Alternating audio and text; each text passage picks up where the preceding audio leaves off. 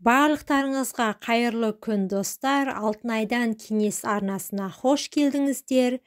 Егер адамның ағзасына нан жетіспейтін болса, қандай өзгерістерге ұшырайды, сіздерге осы жөнінде ақпараттармен бөлісетін боламын. Ендеше видеоның соңына дейін қарап, менің каналыма тіркелуді ұмытпаңыздар.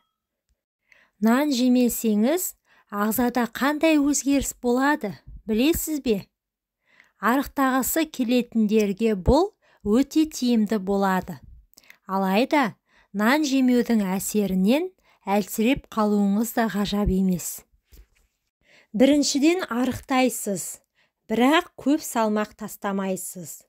Нан ағзаға көмірсулар тасымалдайтын бірден бір тағам. Бірақ та көмірсуды тек нан өнімдерінен ғана емес, басқа да тағамдардан алуға болады. Нан жемеу арқылы 2 келі артық салмақтан арылғанмен, май қабаттары орнында қалады. Майлар тырнақ пен шаштың, терінің саулығы үшін аса қажет.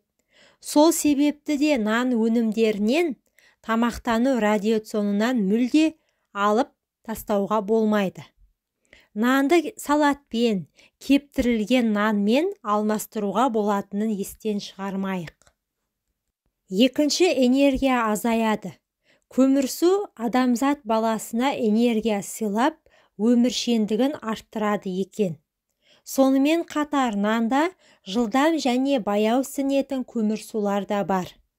Мұндай көмірсулар ағзаға бірден энергия беріп, сол мезетте бойына ерекше күш береді. Алайда, бұл күш-қуат пен энергия кешке дейін сақталмайды. Егер сіз бәлішкелерді үнемі жейтін болсаңыз, ештеңеге алаңдаудың қажеті жоқ. Ал нан жеуді тоқтатқанда, яғни басқа өніммен алмастырған жағдайда, әлсіреп қалуыңыз әбден мүмкін. Сол себепті де нанды біртіндеп азайтқан дұрыс. Бойыңызды күйгелектік билейді. Күніне 1 бүтін нан жейтіндер, оны тамақтану тізімінен алып тастағанда қатты қиналады. Нан арқылы алатын энергия азаятын болса, адам ағзасы стресске түседі. Сонымен қатар шаршаңқылық, әлсіздік, күйгелектік те бойыңызды билеп, басыңызды айналуы ғажап емес. Бірақ бірте-бірте ағза нанның орнын алмастырғыштарды тапсаңыз, бұған да үйренетін болады. Сондықтан да сымбатты болғыңыз келсе, ағзаны мұндай өзгеріске біртіндеп үйретіңіз. Кейбір заттардың жетімсіздігі байқалады. Нансыз тамақтана алмайтын жандар өте көп. Әсіресе өте құнарлы ірімшік, май, көкөністермен бірге нан қосып жейтіндер де баршылық.